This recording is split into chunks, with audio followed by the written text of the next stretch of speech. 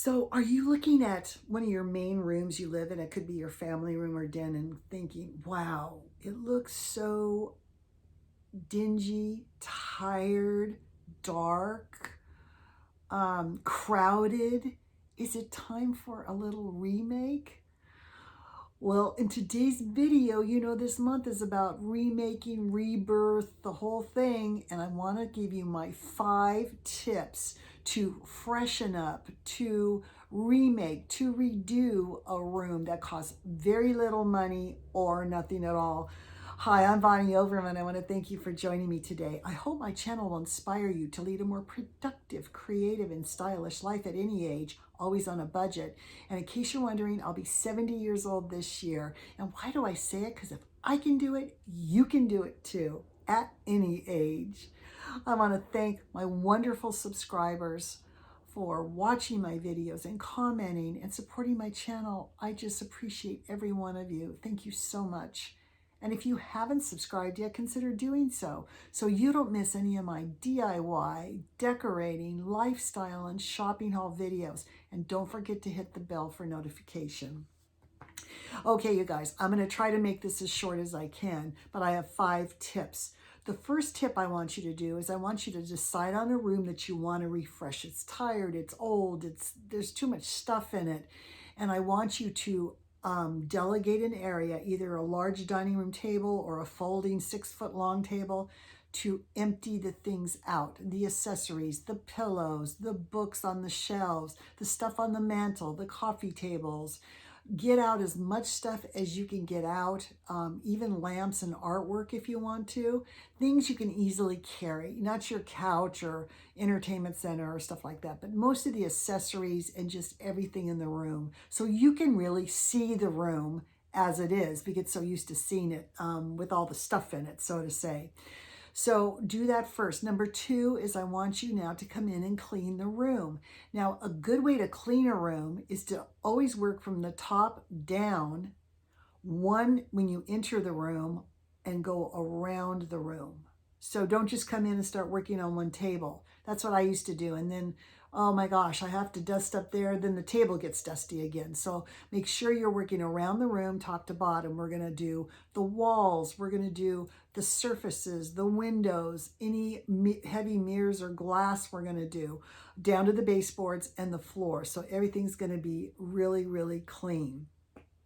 Now, the third tip I have for you is to now look at your arrangement in the room, your big pieces of furniture.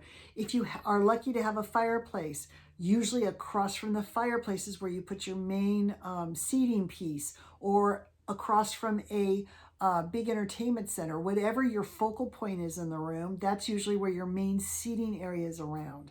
So what I really recommend doing is you can go online and you can do the little apps and things like that, or you can take graph paper and just do every little square is 1 foot. Just cut out your main pieces and just go to town moving them around.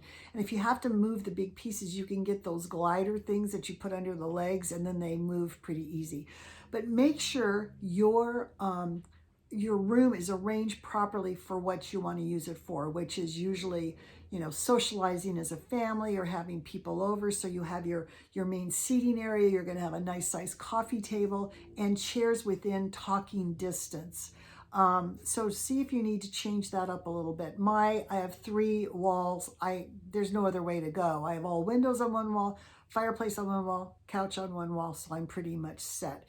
But if you feel like you forced it into an arrangement that doesn't work, take the time now to go ahead and look at your arrangement and put things so you're facing the focal point, you see the focal point.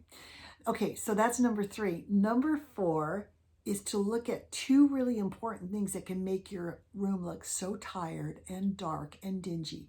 And that is the paint color you have on the wall and lighting. So now I want you to take a look at the walls. Do they need to be repainted? If you haven't painted in 5 to 8 to 10 years, they probably do. I urge you, if you have a dark color on the wall, to try a lighter color. There's beautiful pale grays, and there's beautiful light tans and cream colors that are so beautiful. I'm right now struggling between, do I want to go cream Or do I want to go in a very light kind of tan? I'm not a gray girl, but there's all those beautiful light tones.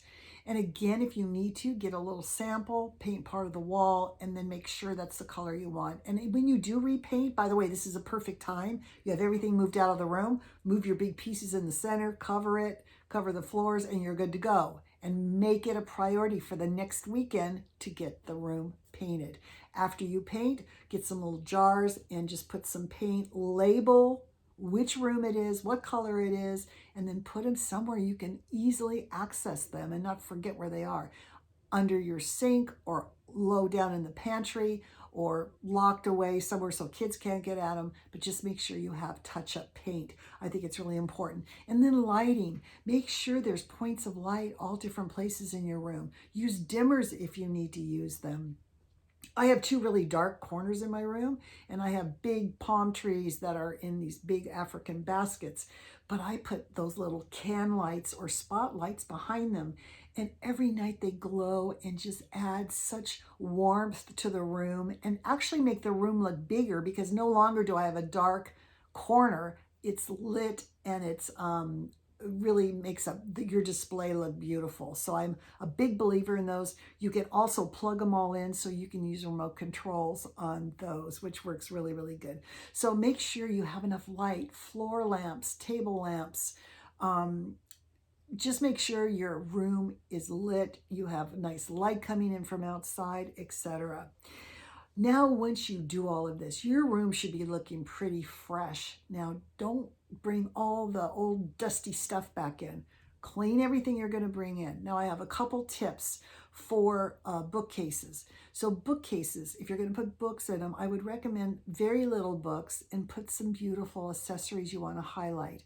I like the look of, if they're pretty narrow, 2 to 3 items per shelf.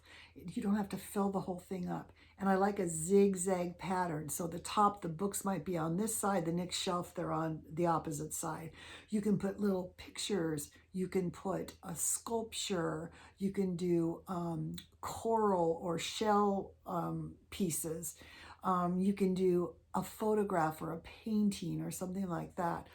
Stack of boxes, you could put an interesting vessel. There's all kinds of things you can do that really give your personality out. But I would keep everything on the shelves very light and airy for springtime. The next thing you want to look at is your mantle. So the mantle is one of the hardest things for people, I think. I would keep to whatever you put over your mantle. You could be either, people put clocks, but I prefer either a mirror or a big piece of art. Now, if you're going to do the big piece of art, I kind of like the asymmetrical look of maybe leaning some more art against it. But I always like the idea, if you have a mirror or whatever, to have 2 taller pieces towards the end of the mantle. It doesn't have to be on the very tippy end, and don't fill up your whole mantle. Then you don't appreciate anything. Try to keep it to maybe 3 items. So I have tall Moroccan lanterns I got at Zoo Gallery, which I keep on either side. I have a big vessel with a spiky plant in the middle, and sometimes I'll put some little pieces of coral on either side. That's it. I know you see these crazy mantles I do. By the way, I'm going to do a whole video on styling mantles, coffee tables, and your couch, because that's part of the accessorizing also. The next thing is a coffee table. I prefer a big coffee table, and I prefer 3 things on it, or 3, it looks like there's just 3 things. So either a stack of books or a bowl with books in it or something like that, a big basket with a plant in it, and then I like my 2 candlesticks that are so close together, they read as 1 candlestick pretty much. Or you could have a set of 3, okay, together. That leaves a lot of room for you to put things down and the whole thing, but it's very beautiful to look at. Now, if you have a lot of remote controls and stuff, instead of books, maybe on top of the books, put a nice little decorative box and keep your remotes in there. Couches, as far as your pillows go, the best way you can do it, if you have a sectional or a couch, is to anchor the 2 ends with a large pillow. You can see I've got, like, I don't know how big these are, 26 inches, 28 inches, I'm not sure. And then 1 in the middle here that's more elongated. That is the simplest. like I probably have too many up here right now. That is the simplest way to decorate your couch, to accessorize your couch. Is 2 big pillows and then 1 medium longer one in the middle. Now, you might want to put 2 more and then 1 in the middle. You can do that too. But while you're not putting everything back in the room, try it with less and see if you like it. You can always add to it. Now you're going to get a feel for, what do I really need in my room? What do I need to maybe spend some money on? You know, I need a good chunky basket for a big spiky plant on my coffee table. Or, you know, I really need to get those two big something on either side of my mantle to frame my mirror. And by the way, I love a round mirror over a mantle. And I love putting most mirrors that are rectangle this way, vertically. That's what I have over my couch right here. It makes the eye go up and make the room look so much bigger. But anyway, this was basically today going to be around very generalized ideas for you. So I hope you like this video. I hope you'll try this. I think it'll really refresh your room, make you feel so good inside. And don't forget to light your candles and all your good stuff so the room smells really fresh and springy too. And then you can go room to room and kind of do these same things. And whatever you don't use, if you love it, just kind of store it in the garage if you can. But I think you're going to enjoy this lighter, fresher look. Anyway, I hope you loved this video. I hope you got some ideas and got inspired. And I'm going to see you in the next video. Bye.